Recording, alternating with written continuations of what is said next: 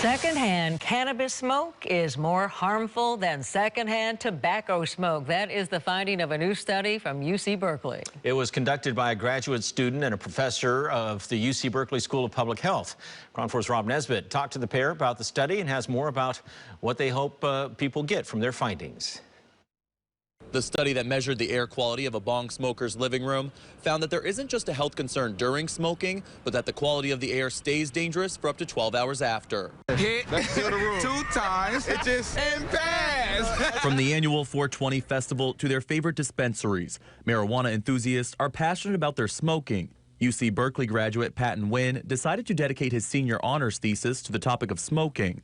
A lot of my peers in college, I feel like they have this preconceived notion that cannabis smoke might be safer or a better alternative to cigarette smoke. Nguyen conducted a study during his senior year and continued it while he was a smoke and tobacco-free fellow at UC Berkeley, measuring the air quality of an undergrad student's living room that was used to smoke a bong in. A college student who, separate from the study and independently, invited folks over to smoke, and we just had that opportunity to take measurements while they were smoking. The study was overseen by Professor Catherine Hammond, who says it was not a controlled experiment, but rather a focus of what happens in real life.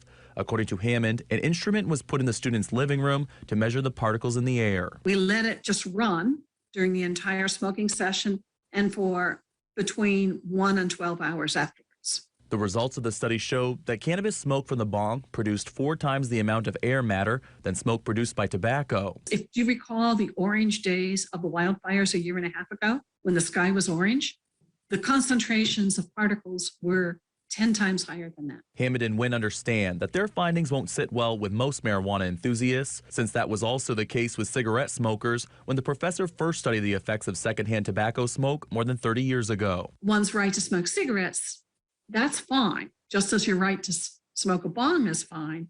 But the problem is when you impact somebody else. When it comes to changes around smoking cannabis, Nguyen hopes that the study will be considered when it comes to forming laws and public health policies. Don't smoke indoors. Understand that you could be affecting others, and just be aware that there is a public health concern with bong smoking. In San Francisco, Rob Nesbitt, KRON 4 News. In the